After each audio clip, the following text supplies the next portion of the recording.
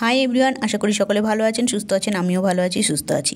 আর আজকে কিন্তু একটা দারুণ একটা রেসিপি আপনাদের সঙ্গে শেয়ার করতে চলেছি। কিন্তু তার আগে আগাম শুভেচ্ছা সকলকে জানাই দোল উপলক্ষে, এবং হোলি উপলক্ষে সকলকে জানাচ্ছি আপনারা খুব ভালোভাবে দিনটিকে উপভোগ করুন, আনন্দের সহিত কাটান, খুব সুন্দরভাবে রং খেলুন, খুব সাবধানতার সহিত।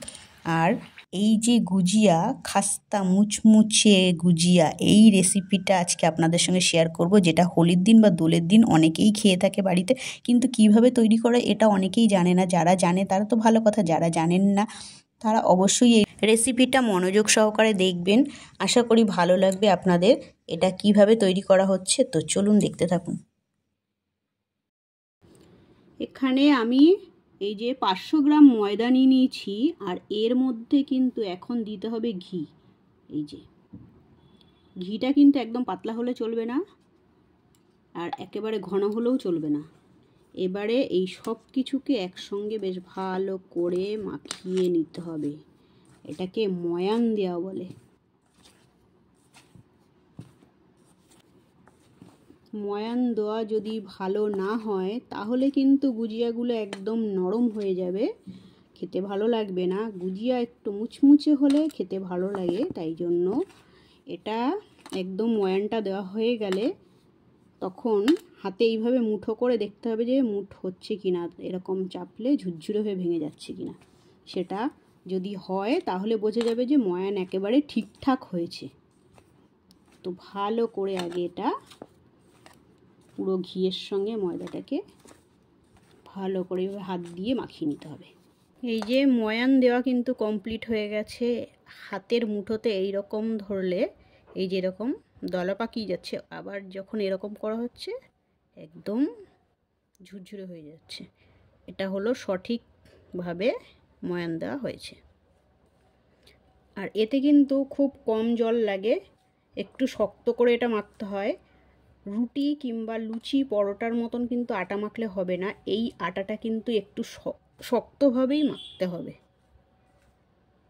তাই জলের পরিমাণটা একটু কম লাগে। হাতে করে জল নিয়ে এইভাবে দিয়ে দিয়ে অল্প অল্প করে জল দিয়ে দিয়ে এটাকে মাখতে হয়।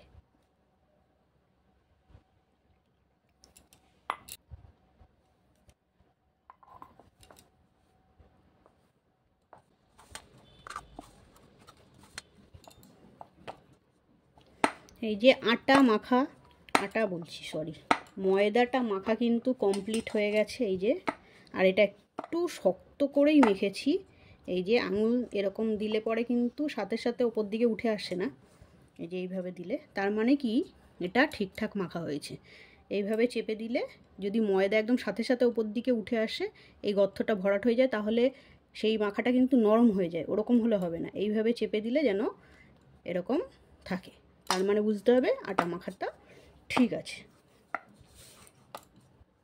ঢেকে রেখে দেব 15 মিনিটের জন্য।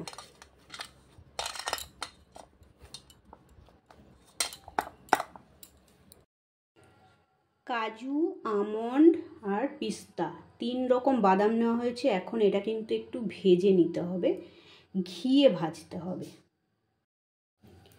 ফ্রাইং প্যানের মধ্যে এই যে দিয়ে দেওয়া হচ্ছে ঘি।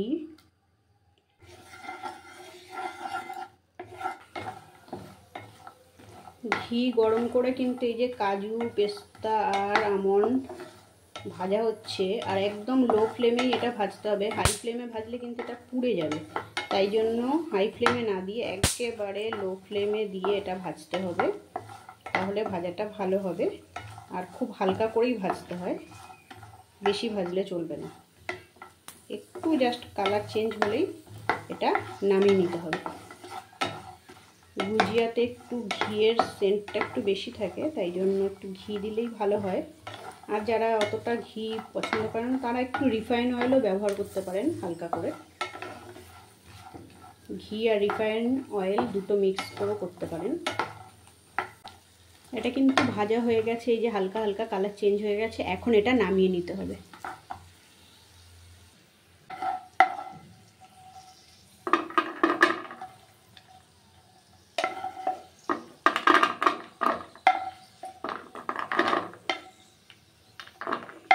বাদামগুলো ভাজা হয়ে গেছে, এগুলো নামানো হয়ে গেছে। আর এর মধ্যে কিন্তু এই যে এতে কিন্তু ঘি এখনও রয়ে গেছে। এই ঘিয়ের মধ্যেই কিন্তু এই যে নারকেলটা ভেজে নিতে হবে।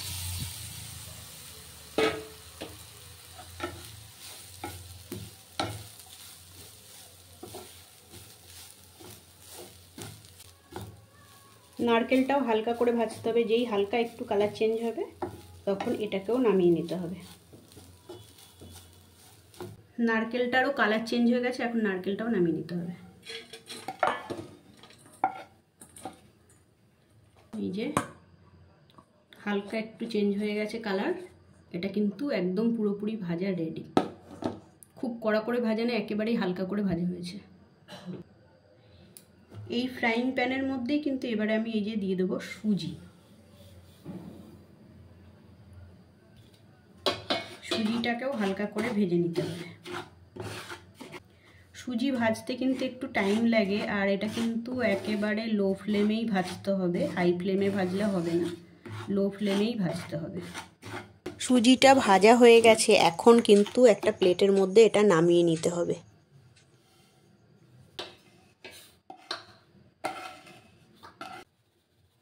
এই যে হালকা কালার চেঞ্জ হয়েছে। এখন নিয়ে নিয়েছি দানা চিনি, মিক্সির জারের মধ্যে নিয়ে নেওয়া হয়েছে। এটাকে এখন একদম ডাস্ট করে নিতে হবে। এটা হচ্ছে দানা চিনি। আপনাদের ঘরে যদি ডাস্ট চিনি থাকে তাহলে সেটাই ব্যবহার করবেন। আমার কাছে এই মুহূর্তে ডাস্ট চিনি ছিল না, তো আমি এখন মিক্সির মধ্যে এটাকে একদম ডাস্ট করে নেবো। তো চলুন ডাস্ট করে নেওয়া যাক। দানা চিনিটাকে কিন্তু আমি একেবারে ডাস্ট করে নিয়েছি। এই যে দেখতেই পাচ্ছেন, একেবারে একদম পাউডারের মতন লাগছে দেখতে, খুব সুন্দরভাবে হয়েছে। তো এই চিনিটাই আমি ইউজ করব। আপনারা চাইলে আপনারা ডাস্ট চিনি ইউজ করতে পারেন আমার মতন প্রসেসে। একটা গ্লাসের মধ্যেই এই যে বাদামগুলো ভেজে রেখেছিলাম, আমন্ড, কাজু আর পেস্তা, এই 3 রকম বাদাম কিন্তু আমি এখন একটু গুঁড়ো করে নেবো। পুরো মিহি গুঁড়ো হবে না, দানা দানা ভাব থাকবে আর কি। তো চলুন এটাকে গুঁড়ো করে নেওয়া যাক। এই যে বাদামটা কিন্তু এরকম একটু দানা দানা ভাব আছে, এরকম গুঁড়ো করা হয়েছে। একদম পুরো মিহি নয়, এটা হালকা দানা দানা রয়েছে, এরকমভাবে গুঁড়ো করতে হবে এটা। এইবারে কিন্তু গুজিয়ার পুরটা রেডি করতে হবে। তার জন্য এই যে ভাজা নারকেলটা রয়েছে এর মধ্যেই কিন্তু এই সুজিটা দিয়ে দিতে হবে, বাদাম দিয়ে দিতে হবে।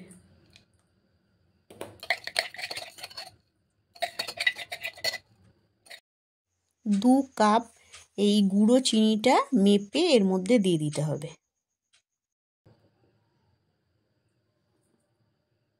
এবারে কিন্তু সমস্ত কিছু একসঙ্গে বেশ ভালোভাবে চামচ দিয়ে মিলিয়ে নিতে হবে। আর দিয়ে দিতে হবে একটু কিশমিশ।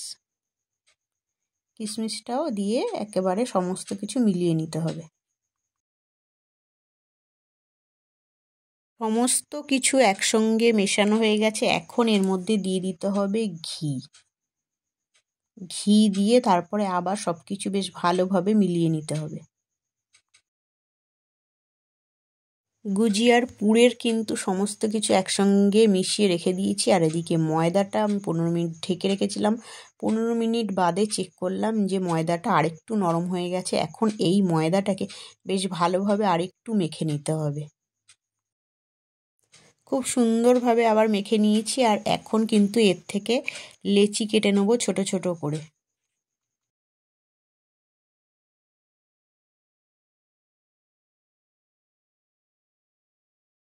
লেচি কিন্তু কাটা হয়ে গেছে। আর এখন এটাকে রুটির মতো করে বড় বড় করে বেলে নেব। রুটিটা কিন্তু বেলার সময় এর মধ্যে কিন্তু এই লেচিটার মধ্যে কোনো রকম আটা, ময়দা বা তেল দেওয়া হবে না, এমনিতেই বারবার তুলে তুলে এইভাবে বেলে নিতে হবে। রুটিটা বেলার পরে কিন্তু একটা গ্লাসের সাহায্যে কিংবা বাটি হোক, কাপ হোক, যাই দিয়েই পারুন না কেন, গোল গোল একই মাপের করে কেটে নিতে হবে। তাহলে কি হবে, দেখতে কিন্তু খুব সুন্দর লাগবে। সেই জন্যই একই রকম মাপের করে কেটে নেওয়া হচ্ছে।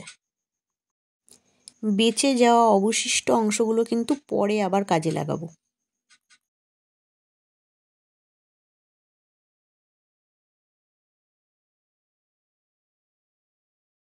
এখন কিন্তু এর মধ্যে চামচের সাহায্যে এই পুরগুলোকে তুলে তুলে এর মধ্যে দিয়ে দিতে হবে। আর একটু অল্প অল্প করেই দিতে হবে, একদম ভরে ভরে দিলে কি হবে, ফেটে ফেটে বাইরে এই যে পুরগুলো সব বাইরে বেরিয়ে আসবে, তখন কিন্তু দেখতেও ভালো লাগবে না আর পুরো তেলের মধ্যে ছড়িয়ে যাবে। সেই জন্য এটা কিন্তু একদম অল্প অল্প করে দিয়ে তারপরে কি করতে হবে, এটার চারপাশে জল একটু করে দিয়ে মুখটা পুরো গোল করে লাগিয়ে দিতে হবে, যাতে করে মুখটা ভালোভাবে আটকে যায়। সেই জন্য সবগুলোর মধ্যে একটু হাতে আঙুলে করে জল নিয়ে চারিদিক দিয়ে একদম গোল করে রাউন্ড করে আর কি দিয়ে দেওয়া হচ্ছে, যাতে সমস্ত কিছু বেশ ভালোভাবে আটকে যায়।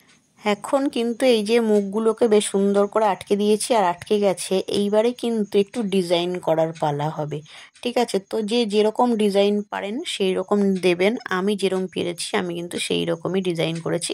আরও পারা যায়, যেটা সহজ হয় আর খুব তাড়াতাড়ি হয় আমি সেই ডিজাইনটাই করেছি। এইভাবে আগে প্রথমে মুখগুলোকে আটকে নিলাম, তারপরে একটা কাঁটা চামচের সাহায্যে কি করলাম, চেপে চেপে বেশ একটু সুন্দর ডিজাইন দেওয়ার চেষ্টা করেছি। আপনারা চাইলে বিভিন্ন রকম ডিজাইন দিতে পারেন, তো আমার মনে হয়েছে এই ডিজাইনটা বেটার, তো আমি এরকমভাবেই ডিজাইন দিয়েছি।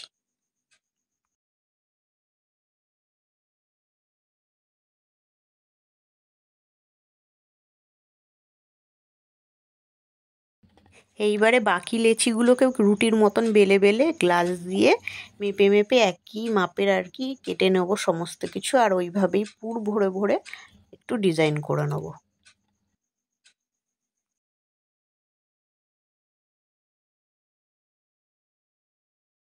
সমস্ত পুরগুলো দেওয়া হয়ে গেলে কিন্তু আগেকার মতনই ওইরকম জল দিয়ে চারদিকে গোল করে একদম মুখগুলোকে মুড়ে মুড়ে আটকে দিতে হবে, তারপরে ওই কাঁটা চামচের সাহায্যে ডিজাইন করতে হবে।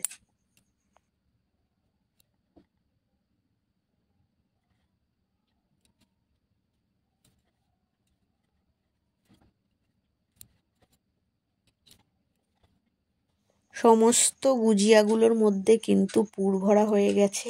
এখন কিন্তু এই গুজিয়াগুলোকে ভাজতে হবে।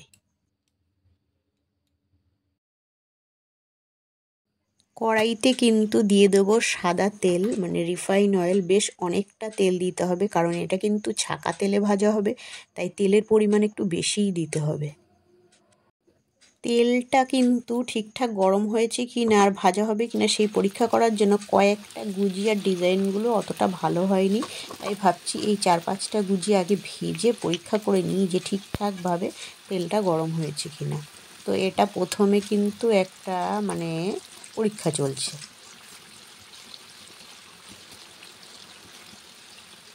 তো হ্যাঁ, দেখা গেল যে তেলটা কিন্তু ঠিকঠাক গরম হয়েছে, কারণ এটা দেওয়া মাত্রই একদম তেলের ওপরে ভেসে উঠছে বেশ সুন্দরভাবে।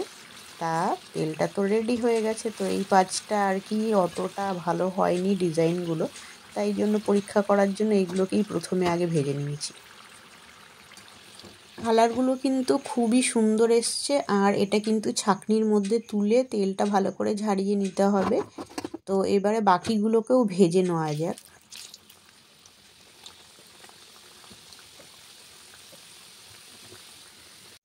অনেক সময় না মানে গুজিয়াগুলো কিন্তু ঠিকভাবে ওল্টাতেই চায় না ছাঁকনির সাহায্যে, ভীষণ জিদ্দি হয়। এই কিছু কিছু গুজিয়া আছে, তো এইগুলোকে কিন্তু জোর করেই ওল্টাতে হবে, না হলে কিন্তু একদম কালারটা ভালো আসবে না। তাই কিছু গুজিয়া যেগুলো ওলট পালট হতে চাইছে না, সেগুলোকে জোর করে করে ছাঁকনির সাহায্যে উল্টো পাল্টা করে তারপরে ভেজে নিচ্ছিলাম। আর দেখুন কি সুন্দর কালার এসছে, খুব সুন্দর ভাজা হচ্ছিল আর কি। প্রত্যেকটা গুজিয়া কিন্তু খুব সুন্দরভাবে ভাজা হয়েছে, আর কালারগুলো তো একদম দুর্দান্ত কালার এসছে। এবারে এগুলোকেও ছাঁকনির সাহায্যে তুলে এগুলোরও তেল ঝারিয়ে নিতে হবে, আর বাকি গুজিয়াগুলো সমস্ত কিছু কিন্তু একবারে ভেজে নিতে হবে। আর আপনারাও কিন্তু এইভাবেই গুজিয়াগুলোকে রেডি করবেন, একদম খাস্তা আর মুচমুচে হয় এই গুজিয়াগুলো, খুব সুন্দর হয় খেতে। দোলের দিন কিংবা হোলির দিনকে কিন্তু এইভাবেই গুজিয়া বানিয়ে আপনারা নিজেরাও খেতে পারেন, কিংবা বাড়িতে যদি কোনো অতিথি আসে তাকেও বানিয়ে খাওয়াতে পারেন। খুবই স্বাদিষ্ট হয়, একদম সুস্বাদু টাইপের, খেতে খুব ভালো লাগে। আজকের ভিডিওটা দেখে আশা করি আপনারা অনেক কিছু শিখতে পেরেছেন। তো আপনারাও বাড়িতে তৈরি করে অবশ্যই দোলের দিন কিংবা হোলির দিনকে আপনারাও তৈরি করে নিজেরাও খাবেন, অতিথিকেও খাওয়াবেন। তো যদি ভালো লেগে থাকে তাহলে কিন্তু সুন্দর একটা কমেন্ট করে অবশ্যই জানাবেন যে এই রেসিপিটা আপনাদের কেমন হয়েছে। এটা কিন্তু খুব খাস্তা আর মুচমুচে, হাত দিয়ে ভাঙলে না একদম একটা শব্দ হবে।